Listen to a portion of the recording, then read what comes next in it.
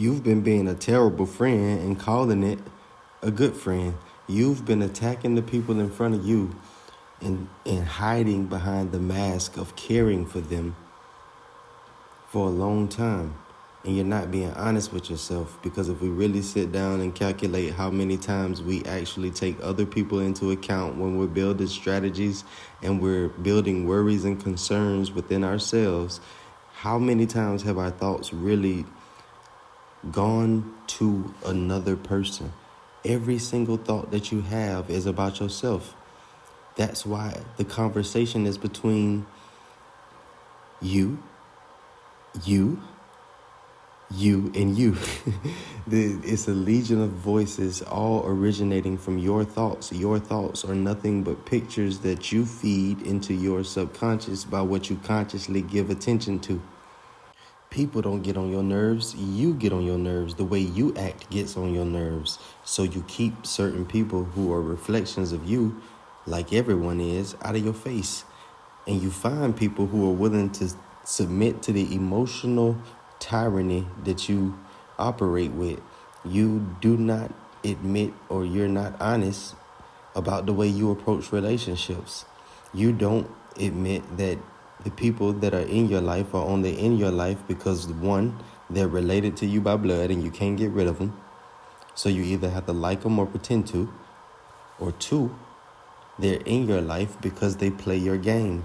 They allow you to reign and they give you the control over them that you require for them to continue to be in your life. For a lot of people, this is the picture of marriage. This is the picture of a man and a woman cohabitating and calling themselves a couple. One or the other had to sacrifice almost their entire identity to become the person that was acceptable to the person that they partnered with. And that's not a relationship. That's not partnership. That is self-sacrificing myself to the point that I eventually will not like you. If I give you control over me, then I become your judge.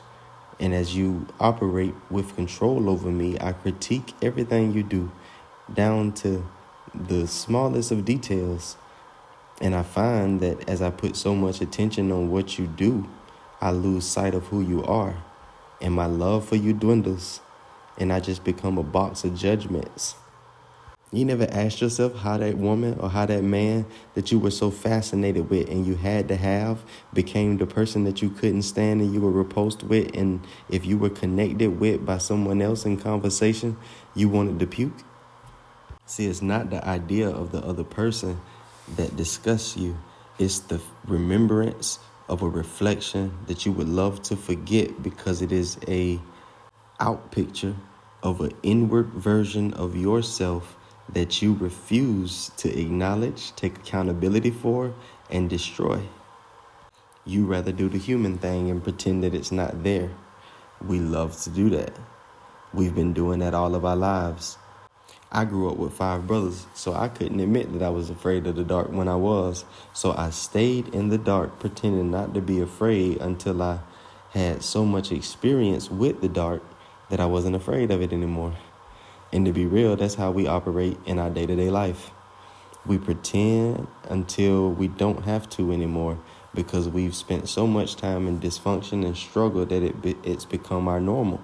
It's become what we're familiar with. We look at people who've adopted the truth and call them outside of their name. For someone who accepts and promotes the idea of abundance being the inheritance of the natural descendant of the divine, being all mankind, and they're not inside of the day-to-day 9-to-5 toiling or entrepreneurial efforts based around what I felt like would get me the money to do what I actually wanted to do. We look at these people and say that they're lazy, say that they're lethargic, say that they're uninspired, or they're deficient in some way to the people who are willing to submit to such systems in an effort to get ahead.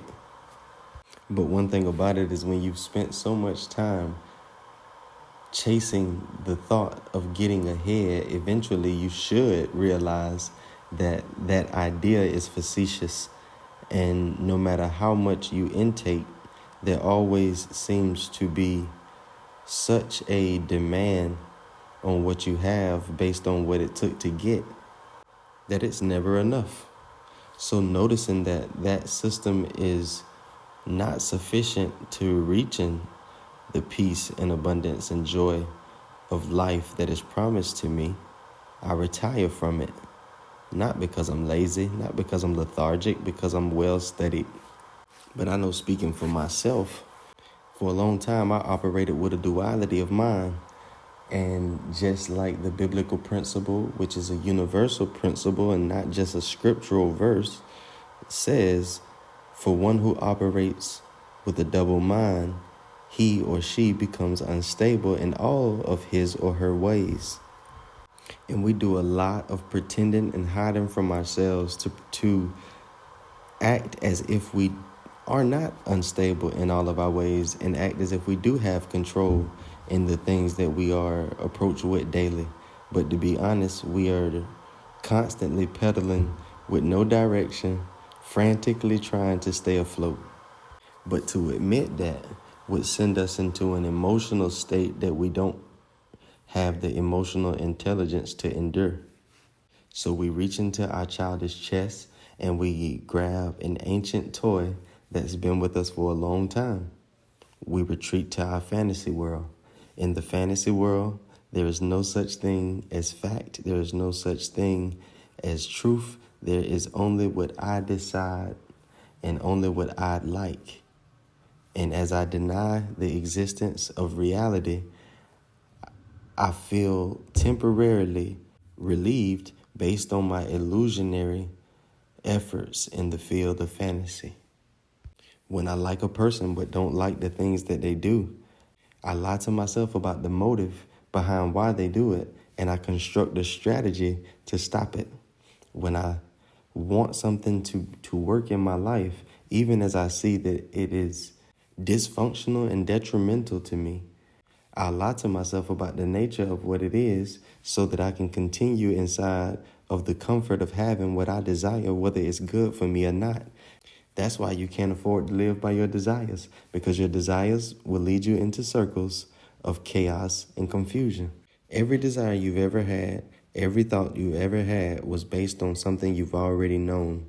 And everything you've already known, you've already found to be deficient in the search for peace and happiness and joy.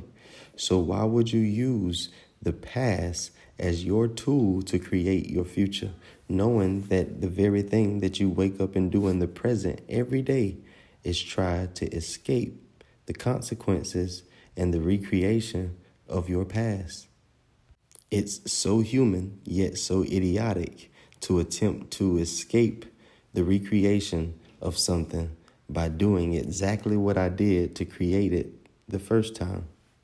But back to the original statement, you've been being a terrible friend, you've been being a terrible support system, and you've been putting it under the mask of being supportive and being concerned with the truth of your partner or companion or friend or brother or sister or whatever that person is to you. And I only say you've been doing a terrible job at it because when these people are in front of you and they begin to exhibit the very things that expose to you the inconsistencies and the hidden agendas of your false self, you attack them or aim to correct them for what they are trying to show you subconsciously. People are not to be judged. They're your reflection. They're not to be watched out of some personal interest. They're not to be watched out of suspicion. They're to be monitored only to the degree that you're going to utilize them as a reflection of hidden parts of your false self that still need to be eliminated. On the contrary, the things that you love about other people reflect those parts of you that you do not often give yourself credit for. You do not often celebrate yourself or applaud yourself for, which is why you grow so attached to getting that treatment from that person, because you don't understand That person was not giving you something that you lacked prior to their arrival. That person was reflecting to you a goodness about you that you probably do not promote. See, when you don't know the virtue inside of you, the only option you have is to connect to those people who you found or think to be virtuous. You say so that you can study and adopt their ways. But if we be honest, we're really there to steal their virtue. And how silly is it for me to be stealing something that I'm full of already? How insane is it for me to celebrate the goodness in someone else that I'm full of myself? You're not fighting against the idea of your best friend because you think that that idea is going to be detrimental for them. You're fighting against the idea of your best friend because the idea that they've gravitated to is a replay of previous thoughts that you've seen your friend try to use to escape crucifying the ego and operating from truth. But that's not what bothers you. The speck in your friend's eye is not what bothers you. The speck in your friend's eye is the reminder of the beam in yours. Them aligning with an idea that is less than partnering with the true self and following the divine strategies that aren't found in any book, aren't found in any superstitious leader, but are only found within ourselves when we've reached that state of peaceful existence where we are sensitive to the whispers of the Spirit. See, as above, so below. If we could ever get that understood, it would solve a lot of the ignorance that we operate from in the spirit realm. As above, so below. If I want to know how things operate above, I can study below. If I want to know how they operate below, I can study above. Whichever one I'm familiar with, it can give me the basis of the outpicture of the other. So, have you ever been trying to watch TV and somebody came in the room talking to you? As they were trying to talk to you and you were trying to watch TV, which one did you hear? Which one did you process, digest, and actually comprehend? Because I've been in that situation, and I would say that I heard the person talking, and sometimes I would say that I heard what was going on the television. But to be real, they both just started running together, and I didn't effectively hear anything. And that's a lot of our problem. We are tuned in to too many different voices and sources, which is why the universal principles inside of the Bible, again, point us to set our attention, to set our sights, to operate with our minds set above. I can't be tuned in to the lower realm, the lower vibrations, and pick up messages on the higher plane. I'm going to hear what I'm listening for. So if I'm looking for what's wrong, I'm looking for what's out of place, then that's exactly what I hear. If I'm set on the things above and I'm listening for the things of goodness and the things of grace, then that's what I hear. You've been pretending to be so affected by the inconsistency of the people around you that you can no longer be around them. And it's insane because they, again, are your reflections. Their inconsistency is the outpicture of your inward inconsistency. Their inconsistency is the picture of the inconsistency that you pretend does not exist inside of you. You can kick them out of your life, but you can't kick you out of your life because everywhere you go, there you are. So it's convenient to be able to go on your Apple iPhone and block a number and never have to deal with that reflection again, because you can pretend that everything that reflection isn't inside of you. But you will attract, once again, just like you did that time, exactly what's inside of you. So you're going to be kicking people out of your life for quite some time until you get tired of it and you notice that maybe everybody isn't the same. Maybe I'm doing the same thing when I partner with new people. We arrive with ghosts. We come in and we tell the new people what we're not going to deal with based on what we dealt with the last person we were associated with. And we literally give the new person that we've partnered with the inspiration to be everything that we'd like them not to be. And it don't even be our first time doing it, which is why I say we have to get to the point where we're studying ourselves and we're studying the state and nature that we operate in that continues to take us into fields of unwanted outcomes. If the last time I did it, it led me to poor outcomes and I felt poorly about it and I went through a whole process of healing and recovery from it, then why is it that I find myself in front of it again? Totally unaware that I've been here before, totally unaware that I'm hurting myself, thinking that this is for the best and this is going to lead me to the expression of myself that I've envisioned and imagined from day one. Remember the story where the metaphorical Jesus is talking to the metaphorical Peter and tells him that he will deny him 3 times before the rooster crows. And Peter is adamant that, man, I'm your dog. Ain't no way that I'm going to cross you. And he tells him, you'll deny me 3 times before the rooster crows. Watch and see. As Peter denied him for the 3rd time, the rooster crowed. Consciousness was triggered to a remembrance of what was said and what had taken place. But prior to that rooster crowing, Big Homie was operating just like you and I operate when we go to sleep and we enter the state of that lowly expression of ourselves, completely unaware of his actions and completely under the illusion that what he was doing was for the best. Every time you've hurt yourself, you were under that impression.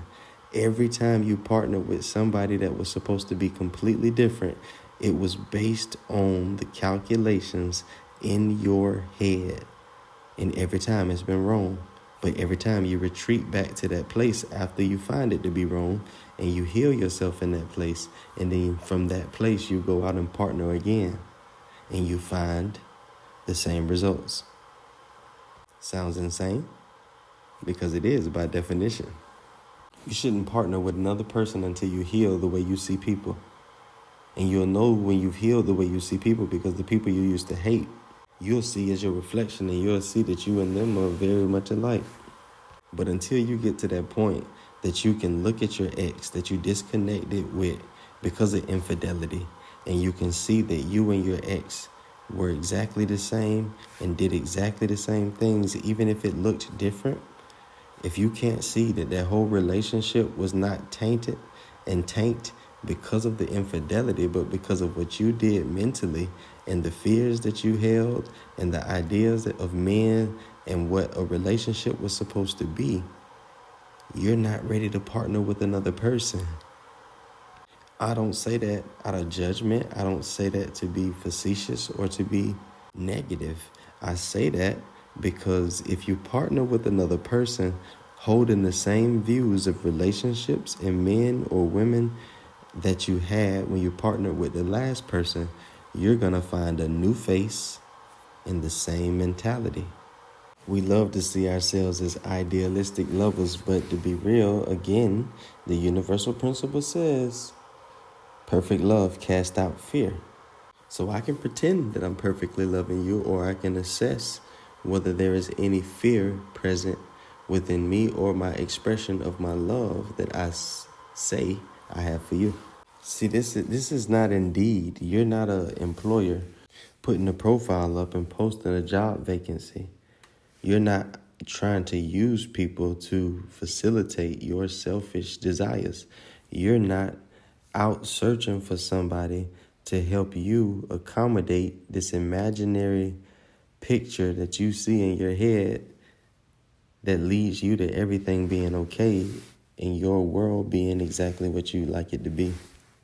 Because you've learned that causes you to abuse people. You've learned that causes you to pull people in, accept and receive them when they're participating and cooperating with your imaginary vision, but push them away and become abusive and aggressive with them when what they like for themselves is opposing or contradictory to your imaginary view for yourself. See, we hide behind words all the time. People are saying that they're out looking for safety, they're out looking for love, but really they would like a slave. They would like someone to accommodate their needs, serve them in every way with no compensation. They're not looking for a love partner, they're looking for an indentured servant. And as long as you don't talk too much or don't talk too little, but you talk exactly the amount that I think you should talk, and that's probably exactly the amount that I talk, or you talking when I'd like you to talk and you being quiet when my mind is preoccupied, then I probably identify you as somebody who is the one for me. Not even because I'm looking at your design, I'm actually monitoring your presentation, which I also know is not necessarily a reflection of your character and your identity, but it's a show, just like when I'm performing. Love knows no bounds. Love has no ends. But you know what does end? My approval of you when you do something that I dislike. My infatuation for you when you show interest in somebody else. My respect for you when I don't feel like you're acknowledging my feelings. Words have definitions, and our ego is unaware of all of those definitions because our ego is illusionary and it originates in the field of fantasy where truth and fact do not exist. Instead of living by words, we should live by definition. Not our definitions, not our illusionary definitions. Truth. When we do that, some of the things that we're really attached to will fall, and some of the things that we've been really distant from will draw close to. Lock in.